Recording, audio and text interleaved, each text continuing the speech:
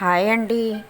ఈరోజు గోధుమ అన్నం తయారు చేయడానికి 1 లీటర్ వాటరు, పావు కేజీ మెజర్మెంట్ గ్లాస్తో గోధుమ రవ్వ ఇలా వేసుకొని మరగనివ్వాలి. ఇదిగోండి పావు కేజీ గోధుమ రవ్వ ఇలా మెజర్మెంట్ గ్లాస్తో వేసుకోవాలి. ఆ తర్వాత పల్లి చట్నీ చేస్తాను నేను ఇందులో.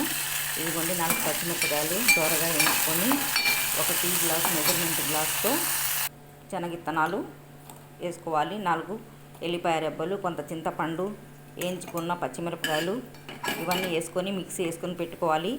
ఆ తర్వాత ఎసరు మరుగుతున్నాయి గోధుమ రవ్వ ఇలా వేసేసుకోవాలి ఎసరులో. ఆ తర్వాత కొంత ఉప్పు వేసుకొని కలియబెట్టుకోవాలి. అది దూరగా మరిగినాక ఇదిగోండి పోపు కోసం అని 1 స్పూన్ 2 స్పూన్లు మెజర్మెంట్ స్పూన్తో 2 స్పూన్లు ఆయిల్ వేసి ఇలా పోపు దినుసులు వేసి చట్నీ తాలింపు వేస్తున్నాను. ఈరోజు చట్నీ ఎందుకు తాలింపు వేస్తున్నానంటే మనకు గోధుమ అన్నం కదా, మనకు ఆయిల్ లేదు కదా, అందుకోసమని చట్నీ తాలింపు వేస్తే కొద్దిగా బాగుంటుందని టేస్టీగా ఇలా చేస్తున్నాను నేను.